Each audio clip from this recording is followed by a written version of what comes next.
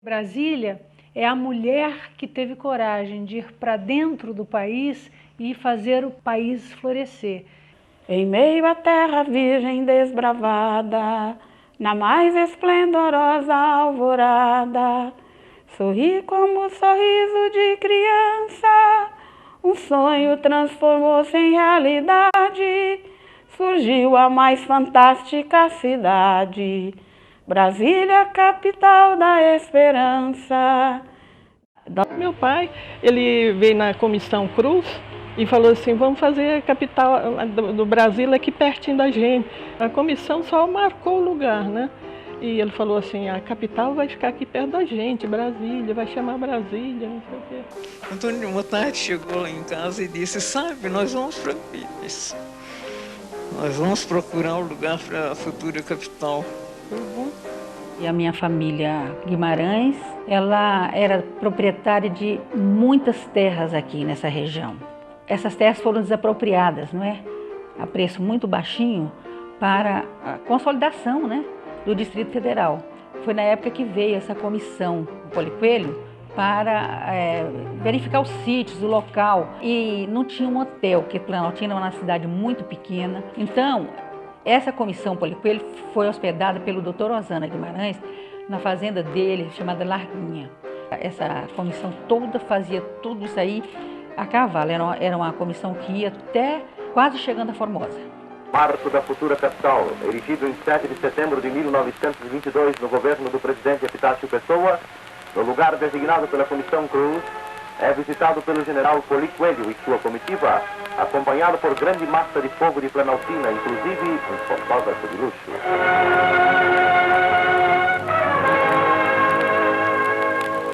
O jovem Antônio Soares Neto, Toniquinho, levantou o braço. Ele disse, se eleito for, o senhor cumprirá o dispositivo constitucional que determina a transferência da capital do Rio de Janeiro para Planalto Central? Quando a Toniquinho me colocou o problema, respondi prontamente. Se a Constituição exige a construção da nova capital do Brasil, vou respeitá-la e construirei a nova capital do Brasil, no Planalto Central. E fez a nossa capital em 3 anos e 11 meses. A Fazenda do Gama foi um dos primeiros contatos para marcar aonde seria o Catetinho, que seria a moradia do Juscelino. Ele morava no Palácio do Catete, daí Catetinho, né? Um belo dia, Dona Sara me telefonou e me convidou para vir a Brasília para o lançamento da pedra fundamental da Catedral Metropolitana. Daí nós fomos para a inauguração. Foi uma missa campal, eles tinham armado uma tenda maravilhosa. Todos os meios de transporte foram usados para que aproximadamente 15 mil pessoas pudessem estar presentes à primeira missa realizada em Brasília, a futura capital do Brasil.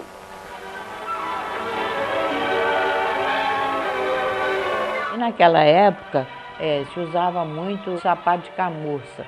E eu toda besta comprei um sapato de camurça marrom, toda chique, crente que ia aprontar. Quando cheguei aqui, que a gente foi saltar do carro para entrar na missa, o sapato endureceu no pé, porque enfiamos o pé na lama e o sapato ficou duro no pé. Para tirar depois foi uma dificuldade. Eu acho que se não houvesse mulheres em Brasília, Brasília não teria sido construída como foi. Não é que as mulheres fossem para as obras, fossem mexer com betoneira, pegar martelo, bater prego, não é isso. Elas davam a retaguarda, sem a qual os homens não fariam, entende? A participação das mulheres na Constituição de Brasília foi de uma grande importância, porque vieram primeiro os homens. Então, as mulheres que vieram no início eram muito poucas. E tinha outras que estavam na frente, né? Como teve engenheira, teve um monte de mulheres que na época não era uma coisa muito comum. Eu digo sempre, não eram da época, elas eram mais na frente da época, né? A Neiva mesmo, ela veio para Brasília ser motorista de caminhão. Eu era motorista de caminhão, tinha uma vida, qualquer pessoa, qualquer mulher que gosta de trabalhar devia até invejar. De um dia para outro, descortinou a vida. Eu comecei a ver e ouvir os espíritos. Mamãe trabalhava à noite, quase a noite inteira, em cima de uma prancheta, fazendo a medição das fazendas, ajudando meu pai, porque ele saía para o campo e ela ficava em casa. Então ela passava o tempo todo fazendo esses mapas e datilografando, naquela época não tinha computador, para desapropriar as terras. Daí é que você poderia dar o começo, então, a Brasília. Desenhava, calculava dia e noite, porque o Juscelino deu um prazo. Eu quero para 5 anos, o que deveria ser em 50. Eu cheguei em Brasília aos 13 anos de idade, com meu pai, que foi a primeira família de engenheiro a chegar em Brasília. Nós morávamos em Goiânia, eu, minha mãe e meus 3 irmãos. Ele chegou em casa e disse: amanhã nós vamos para Brasília, de mudança. Minha mãe, vamos. A gente chegou em novembro de 1956. E aí a gente ficou durante o ano de 1957, a gente ficou indo e vindo todo final de semana e férias, porque não tinha escola. Em 1958 ele conseguiu fazer o ginásio Brasília para que as famílias pudessem trazer os filhos, que era o problema maior da época. Mas a gente lembra tudo com muito carinho, né? Porque meu pai também era uma pessoa muito alegre, tudo para ele era festa, felicidade, tudo bem. O JK fez uma coisa que é a Caravana da Integração Nacional. Esse foi um dos momentos históricos mais bonitos do Brasil. Saiu uma caravana do Nordeste, outra caravana do Sul, outra caravana do Oeste e outra caravana do Norte. E essas caravanas deviam se encontrar aqui em Brasília, antes da inauguração. E o JK recebia cada caravana dessa. Esses carros foram os primeiros carros produzidos no Brasil. Foi a indústria brasileira que botou os carros à disposição desta caravana. Em frente à matriz de Nazaré, tem lugar a reunião de veículos que comporão a coluna norte da Caravana de Integração Nacional. Brasília ainda está longe, mas o ânimo dos pioneiros é grande. A coluna norte avança para o local, onde o bravo e destemido engenheiro do progresso, Bernardo Sayão, encontrou a morte quando lutava de igual para igual contra a densa floresta. Foi um choque enorme para todos nós, né? Porque um acidente assim, você não pensa. E foi um acidente na estrada, então uma coisa muito inesperada. Quando nós estávamos já na fazenda da Grande do Torto, começou a chegar muita gente para morar ali. Aquilo a gente não acreditava. Eu nunca pensava que ia ser uma coisa tão maravilhosa. A gente ficava encantada, mas também ficava assustada com tanta gente chegando. Em julho de 59, vi os ministérios todos ainda em formação e a cidade toda não existia. A rodoviária era um movimento de terra só. Mas como tudo aqui se fazia do dia para a noite, eu acreditava que realmente ia estar pronta a cidade no dia da inauguração, né? E eu morava em Belo Horizonte. Então tinha saído a novidade de começar a construir a mudança da capital, do Rio de Janeiro para que ainda não sabia o lugar, mas havia de ser ou em Minas, como as pessoas queriam, né? Ou aqui em Brasília. Então, nesta ocasião, eu resolvi, sem nem mesmo falar com o marido, que ele mandasse a mudança, que nós íamos mudar de Belo Horizonte. E assim nós mudamos. Aqui para Brasília, morei no Núcleo Bandeirante, na primeira avenida. Não tinha ainda nada. E nós, então, conseguimos uma casa de madeira, muito simples, mas era grande. Só nesta minha casa, no Núcleo Bandeirante, que tinha água. Nas outras não tinham. Brasília era muito falada no Nordeste, né? Eu sou do Nordeste, sou do interior, e era de praxe pessoas virem para cá, para ajudar na construção de Brasília. Eram caminhões e caminhões que vinham lá do Nordeste, vindo para cá com pessoas para trabalharem aqui na construção de Brasília. Houve um concurso para os professores, né, virem para cá. Eu tive sorte que eu fui das primeiras em música. Fui logo chamada para o primeiro colégio que teve aqui, foi o Colégio Caseb. Brasília surgiu para mim como uma esperança de vida, porque eu era garota ainda, jovem, querendo mudar de vida, e o Brasil estava muito atrasado, precisando de melhorar. Surgiu a aprovação de Brasília. Começou, então, a construção. A Juscelino chamou nós para Brasília. Brasília disse que não dava nada. A Juscelino me deu tudo, né? Mandou trator e mandou tudo aqui, né? E nós ficamos morando aqui. Aí nós plantamos aqui, mas deu bonito, né? Aí a primeira colheita que nós fizemos, aí Canegai levou tudo para o presidente Juscelino. Aí ele ficou contente, né? Ele falou assim, nossa, que bom, chama mais japonês. Em 55, em Goiânia, meu pai, ele frequentava uma roda de amigos, inclusive políticos, e nessa época já se ventilava na mudança de capital para Brasília. Então o Juscelino, circulando aqui com ele, eu disse assim, pois é, e aí, japonês? A japonesada vem ou não vem para Brasília? Meu pai foi e disse assim, mas a terra aqui é muito ruim. Aí o Juscelino respondeu, se fosse boa a terra não precisava de japonês, né? Então foi assim que deu início a vinda da colônia japonesa aqui para Brasília. De início, 20 famílias. Aquela cultura japonesa, verdura, saiu muito verdura, não precisa trazer de São Paulo. Primeira vez que eu ouvi falar em Brasília foi 58, né? Diz que é o lugar que tinha muito índio, que não tinha civilização nenhuma, meio do mato, cerrado, né? Lugar assim que o pessoal tinha pavor, né? Parece que era do outro mundo, mas nós tivemos coragem de vir para cá porque tinha uma promessa muito grande, né? E meu marido ganhou muito dinheiro, graças a Deus. Foi morando no acampamento. A primeira notícia que tive em Brasília, eu morava em Séries ainda. Eu encantei, eu sou aventureira. Saí da minha terra com 19 anos para casar com um jovem igual eu, para vir para o Brasil de uma vez. Tem que ser aventureiro, né? O avião que vinha da Guiana me pegou em Macapá e eu vim. Quando chegou aqui em Brasília, ele sobrevoou Brasília e olhou, olha, aqui será a futura capital do Brasil. Aí eu olhei assim, só tinha aquela terra vermelha, né? O esqueleto, os ministérios, eu falei, para que eu venho?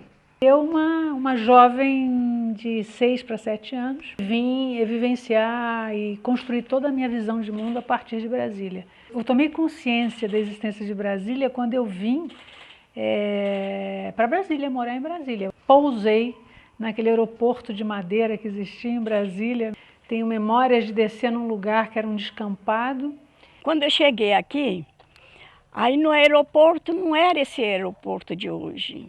A volta era tudo mato, né? Era tudo mato, só tinha ali mesmo a descida, né? E o prédio, né? O prédio que ainda estava em construção ainda. Quando eu peguei o ônibus para ir para casa, né? E tudo mato, estrada de chão, muita poeira, muita poeira.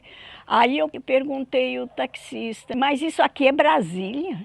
Falei, credo, ainda falei assim, Curuz, Brasília cheio de poeira desse jeito, tá tudo em construção ainda, né? De repente, me senti chamada para uma vocação diferente, a vocação religiosa.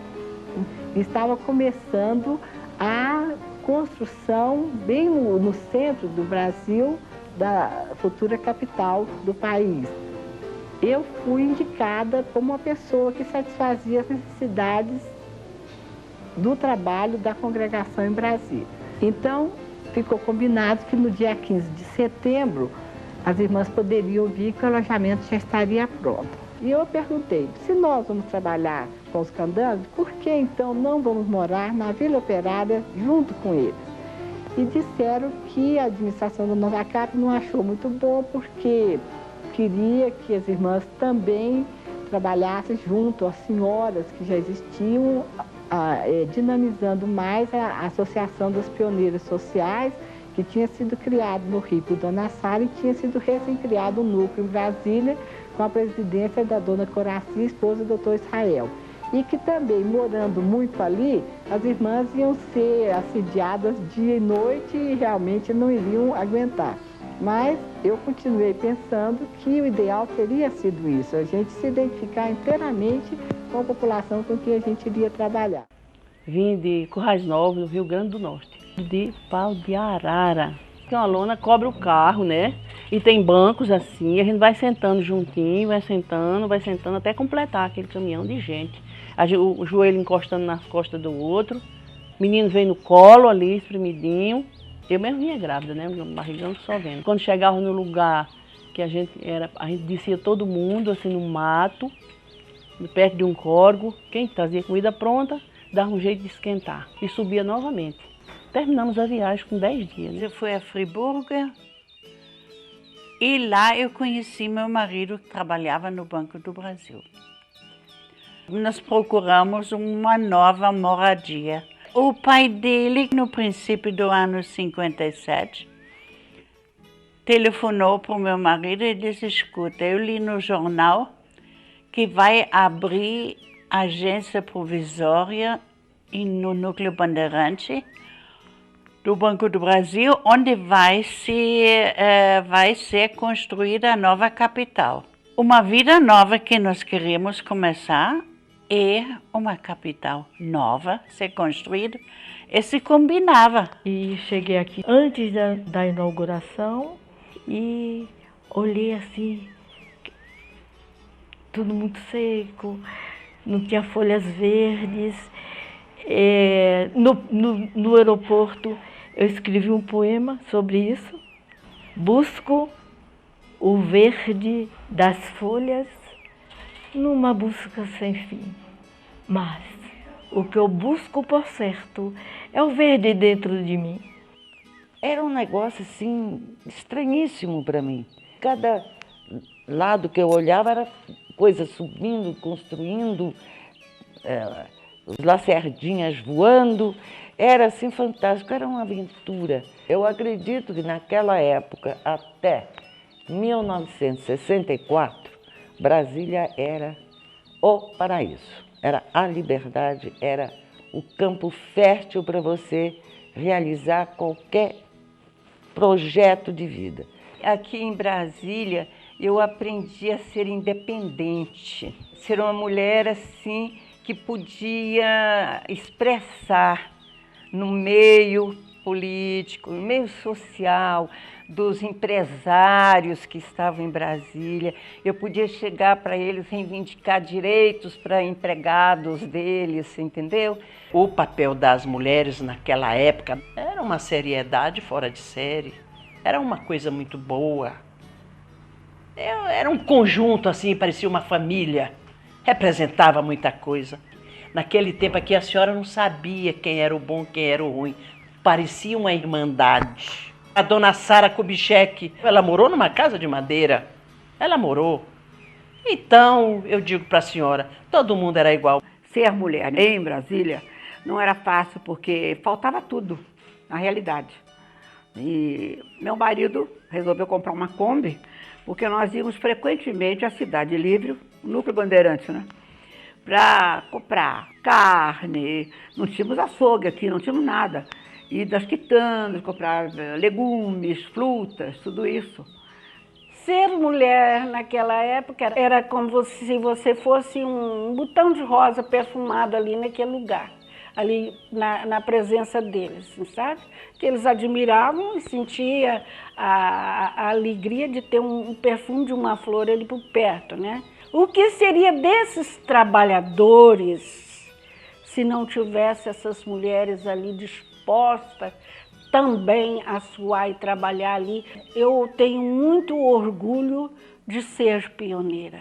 Naquela época, ser mulher era uma coisa muito difícil. Porque, lembrando que nós estamos no final das décadas de 50 para 60, que é quando começou a emancipação, dizem, a emancipação da mulher. Então, quem era arrojada, como eu fui naquela época, saí da casa dos meus pais, bem instalada, né, com emprego fixo, universitária, e eu iria, então, no caso, para o centro do país para trabalhar aqui, após seleção, né?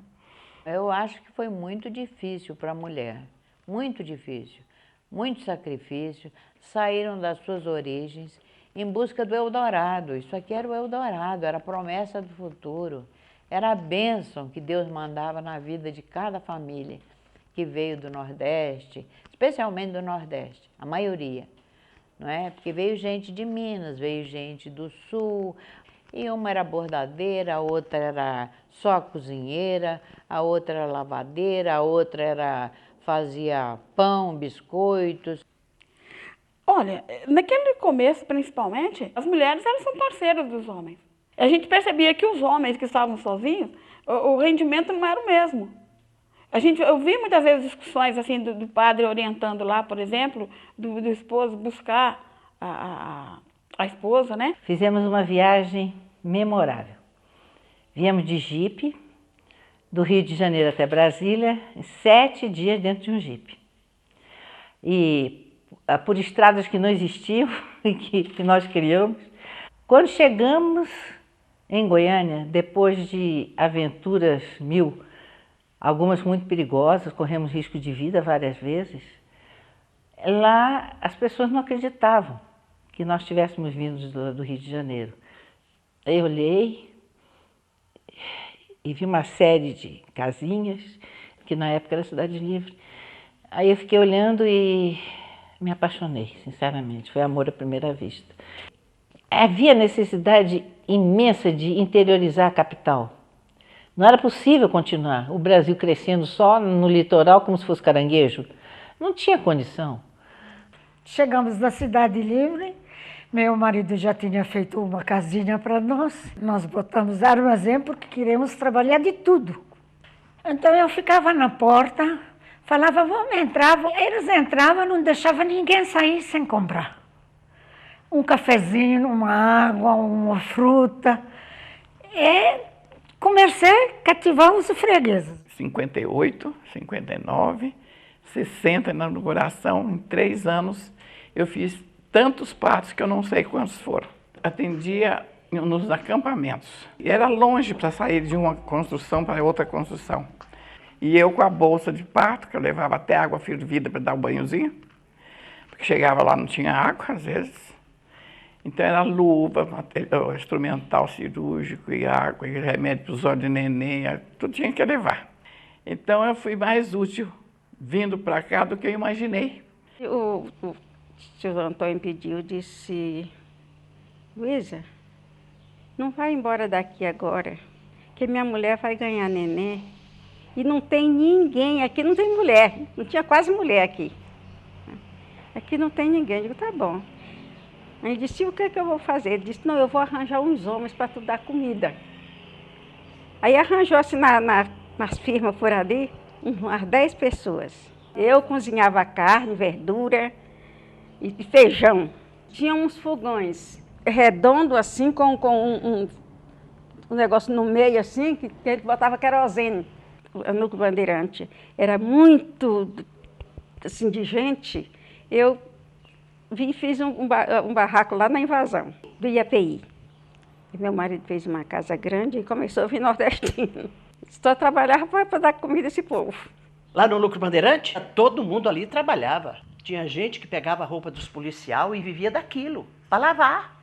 Era 6 contos, eu não me lembro o nome do dinheiro. Eu lavava a roupa lá do meu irmão e do pessoal que era para me ganhar dinheiro, que eu tinha que mandar o dinheiro para o Piauí, poxa, eu tinha que trabalhar, era. Você lavava aquele monte de roupa, a polícia te dava 6 mil réis, era dinheiro demais. Eu mandava não sei quanto para minha terra e eu ainda ficava com dinheiro. E eu só andava bonita. Eu ia ao cinema, comia bem, sobrava dinheiro. O emprego público em Brasília, você sabe ler? Sei. Dê sua carteira. Você já era uma funcionária pública. Na minha época, tem gente aí que ganha muito bem, que entrou na Nova Cap contador de tijolo carregando. Foram contratados, foram reclassificados, engenheiro, contador. Por quê? Disseram que era contador e naquele tempo não tinha esse negócio, traz de prama. O hospital lá era de madeira. Era IAPI naquela época, que atendia os funcionários, os empregados das obras, não é? Na verdade, os primeiros tempos não havia consultório. Era só parto. Era parto atrás de parto. Cheguei a alguma ocasião a fazer 20 partos numa noite. O trabalho das mulheres, vamos dizer, foi um trabalho muito intensivo, porque se trabalhava dia e noite. E o hospital não tinha estrutura. Não tinha nada. O ensino era uma utopia, né? Era Juscelino, era Darcy Ribeiro, era Anísio Teixeira, só se falava nisso. Eu dava aula no CASEB nos 2 turnos, de 8 a meio-dia. Eu tinha meio-dia 2 para almoçar. 15 para as 2 eu saía para recomeçar o outro turno da tarde. Então eu ficava em 2 turnos, 40 horas por semana. Sábado, os alunos que queriam dar aula de piano, né? Então eu praticamente ficava o sábado repleto de alunos de piano, de manhã à noite. Eu só tinha o domingo para descansar, né?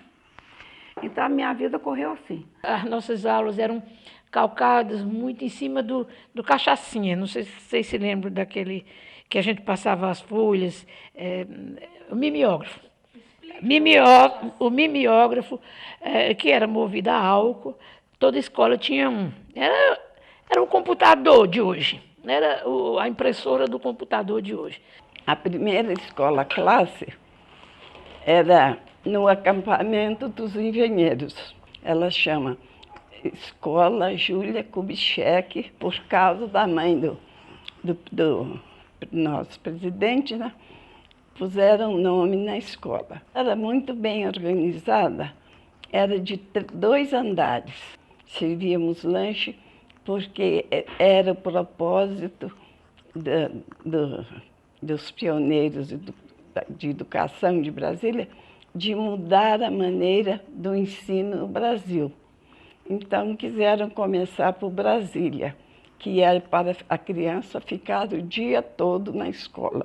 Quais crianças que frequentavam? Desde filho de médico até o filho dos empregados. Então, eu me ofereci para ensinar os japoneses a falar português. Tinha japonês até 7 anos, e idosos também. No Núcleo Bandeirante tinha um mercadinho que vendia tudo, né? A verdura, todas as verduras fresquinhas. A gente ia lá, eles tinham pego do outro dia na chácara. Então, eu comprava muito lá. Aí eu cheguei lá numa loja, nem vi que o homem era japonês, e comprei alface, couve, comprei tudo que tinha direito. E depois falei, quanto é? Quanto que eu tenho que lhe pagar? Não precisa pagar nada, já pagou. Você, professor meu.